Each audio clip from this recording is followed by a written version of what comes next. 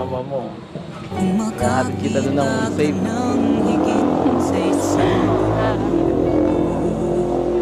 Papakiramdaman muna natin kung okay ba to. Ako muna matry. Dito ka, upo ka dito. Sigurado po kayo. Dito ka mo po, eh ganun mo, yung parang sa ano baga. Hindi ganyan. Paano po? Yung nakatagilid. Ay, ano?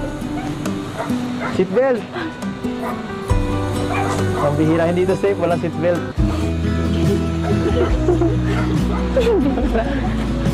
Teka lang. Ayun. Kumapit ka kasi, walang...